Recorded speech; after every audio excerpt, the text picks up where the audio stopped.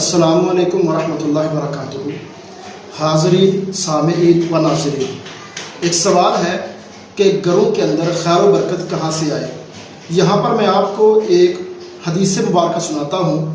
نبی رحمت جناب محمد رسول اللہ صلی اللہ علیہ وسلم کا فرمان نشان ہے، جس کے راوی سیدنا جابر رضی اللہ تعالی عنہ ہیں کہ اللہ کے رسول صلی اللہ علیہ وسلم نے فرمایا، اذا قضا احدکم الصلاۃ فی مسجدہ، جب بھی تم میں سے کوئی ایک مسجد میں جاتا ہے، جا کے وہاں پر نماز ادا کرتا ہے، تو فلیجعل لبیتہ نصیبا من صلاتہ، تو ساری نماز فرض، سنت، نوافل مسجد میں ادا نہ کرے، بلکہ نماز کا تھوڑا سا حصہ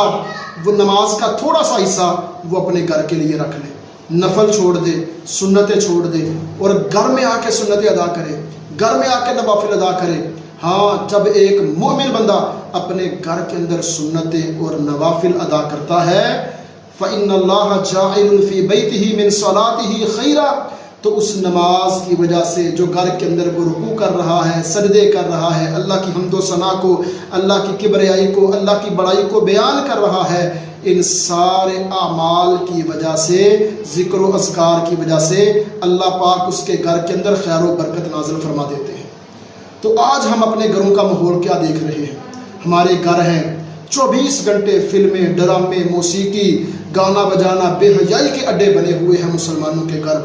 خدا را تھوڑا سا غور و فکر کریں، اگر آپ نمازی ہیں تو گھر کے اندر نوافل اور سنتیں ادا کریں، اگر آپ نمازی نہیں ہیں تو گھر کے اندر سنتیں اور نوافل ادا کرنا شروع کر دیں۔ اگر آپ خیر چاہتے ہیں، برکتیں چاہتے ہیں، اور فرض نماز مسجد کے اندر جا کے ادا کیا کریں۔ اللہ پاک آپ کا، ہم سب کا حامی و ناصر ہو۔ السلام علیکم ورحمۃ اللہ۔